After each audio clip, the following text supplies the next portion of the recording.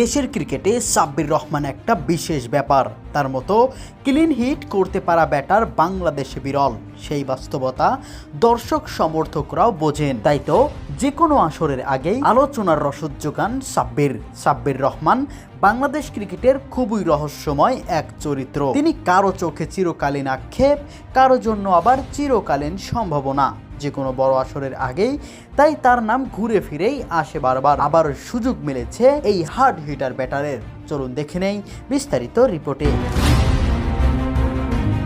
সাব্বির রহমানের আবারও বিশাল সম্ভাবনা রয়েছে জাতীয় দলে খেলার। সামনে এশিয়া কাপের আসর, যদিও সেই আলোচনাটা এখনোই গুরুত্ব হিসেবে নিচ্ছেন না বিসিবি। কিছুদিন হয়তো দেরি হবে, তবে আলোচনায় বসবে তারা।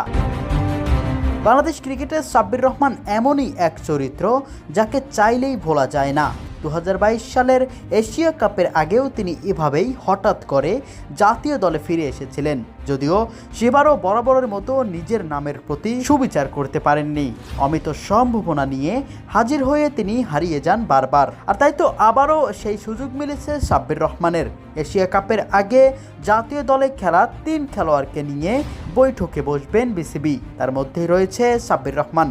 বিসিবি এখন চাইলেই সাব্বিরকে দলে ফেরাতে পারবেন। আর তাই তো শত শত ক্রিকেট প্রেমীদের স্বপ্ন পূরণ হতে পারে। প্রিয় দর্শক, আপনাদের কাছে কি মনে হয়, আরেকবার কি সাব্বির রহমানকে জাতীয় দলে সুযোগ দেওয়া ঠিক হবে? কমেন্ট বক্সে অবশ্যই জানিয়ে যাবেন।